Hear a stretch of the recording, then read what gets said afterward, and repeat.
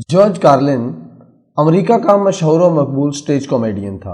वो अकेला हज़ारों लाखों के मजमे से बराह रास्त मुखातिब होता और जब तक स्टेज पर रहता अपने लतीफ़ों, चुटकुलों और तंज़ो मज़ाक से भरपूर गुफ्तगू से माहौल को सहर में जकड़े रखता। इसे अपने दौर का बहुत बड़ा समाजी नकाद कहा जाता था। उसकी मकबूलियत का ये आलम था कि उसने जब अमरीकी मीडिया पर बोले जाने वाले 7 गलीज़ और फहश अल्फाज के खिलाफ अपने शोज़ में मुज़ाहिया अंदाज में एहतजाज शुरू किया तो अमेरिका की सुप्रीम कोर्ट ने 1978 में अपने मशहूर फैसले, जो इन्हीं की वजह से 7 डर्टी वर्ड्स यानी 7 गंदे अल्फाज के नाम से जाना जाता है, उसमें हुकूमत को इख्तियार दिया कि वो मीडिया से इस तरह के फहश और गैर इखलाकी अल्फाज सेंसर कर सके।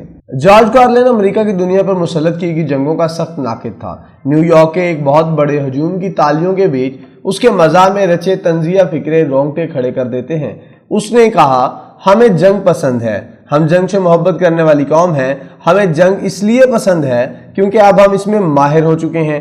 हमारी ये महारत इसलिए है कि हमने इसकी बहुत ज़्यादा प्रैक्टिस की है।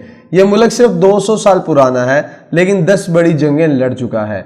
हम हर 20 साल में एक बड़ी जंग में कूदते हैं। हम किसी और काम में तो महारत रखते ही नहीं। ना हम अच्छी कारें बना सकते हैं, ना ही टीवी सेट और VCR।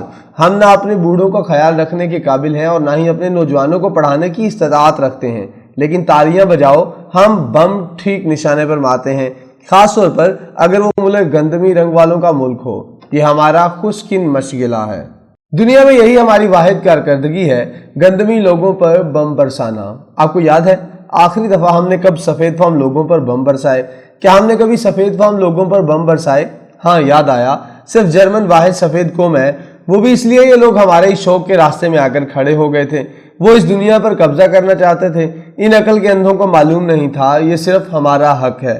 ये ब्लैक कॉमेडी इस शख्स से 1992 के एक शो की थी जब अमेरिका इराक की पहली जंग अभी खत्म हुई थी। उसके बाद तो 11 सितंबर आया और अमेरिका ने 20 साल तक मुस्लिम दुनिया को जंग के शोलों में लपेट दिया और अब वो रूस, यूरोप और चीन को जंग में उलझाकर खुद 7 समुंदर पार बैठकर उसे कंट्रोल करना चाहता है।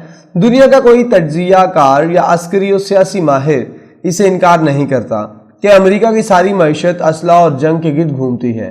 लेकिन इन जंगों के पीछे अमेरिका के पॉलिसी साजों की शैतानी और खूनी ख्वाहिश पर बहुत कम लोग गुफ्तगू करते हैं कि अमेरिका इस दुनिया में इंसानों, खसूसन स्याफाम और गंदमी अफराद की आबादी को मुख्तलिफ तरीकों से कम करने के हदफ पर गामजन है।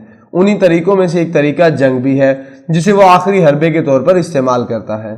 बाकी तरीकों में पॉपुलेशन कंट्रोल के आलमी निज़ाम के तहत मुख्तलिफ तरीके, मसलन खानदानी निज़ाम की शिकस्त और रिखत के साथ साथ हम जिस परस्ती जिंदगी को आइनी और कानूनी तहफ़्फ़ुज़ देना भी शामिल है। प्रोग्राम की कामयाबी के लिए अमेरिका अपने तमाम हरबे इस्तेमाल करता है जो जंगी नौइयत के हैं। इनमें से मुआशी पाबंदियाँ लगाना एक छोटा हरबा है। जब नाइजीरिया ने माने हमल जरियों और हम जिन्स परस्ती को कानूनी तहफ़्फ़ुज़ देने से इनकार किया तो अमेरिका ने इसकी मुआशी और फौजी इमदाद रोक दी और उसके लिए बोको हराम जैसा ग्रोह अपनी मदद से खड़ा कर दिया। जब एक्वाडोर ने इसकाते हमल को कानूनी बनाने से इनकार किया तो अक़वाम मुत्तहिदा ने कोरोना के दिनों में मदद रोक दी।